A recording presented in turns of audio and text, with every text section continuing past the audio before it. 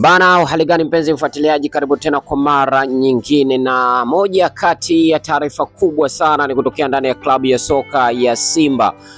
Usajili bado hawajamaliza mpaka hivi sasa, ni kuhusu kiungo mshambuliaji matata sana. Huyu si mwingine, anafahamika kwa jina la Gelson Dara kutokea pale nchini Angola, ambapo klabu ya soka ya Simba imefikia makubaliano ya kufanya uhamisho na kumsajili kiungo mshambuliaji hatari sana Gelson Dara kutokea pale nchini Angola, ambapo mchezaji huyo ameshajiunga na klabu ya soka ya Simba. Kuanzia hivi sasa muda wote atatambulishwa. Nini hasa maoni yako kuhusiana na usajili huu ambao Simba Sports Club wamekwenda kuufanya baada ya kushuhudia klabu ya soka ya Simba kuachana na kiungo mshambuliaji wao ambaye ni Selemani Mwalimu Gomezi na kujiunga na klabu ya soka ya Yanga? Lakini pia Simba Sports Club iliweza kumtambulisha kiungo mshambuliaji ambaye ni Ismail Mgunda, ameweza kujiunga na klabu hiyo ya soka ya Simba kama ni mchezaji wa ndani ama wa Tanzania. Lakini hadi hivi sasa Simba Sports Club imenasa saini ya mchezaji wa kigeni wa kimataifa ambaye ni Gelson Dara, sasa rasmi kujiunga na klabu ya soka ya Simba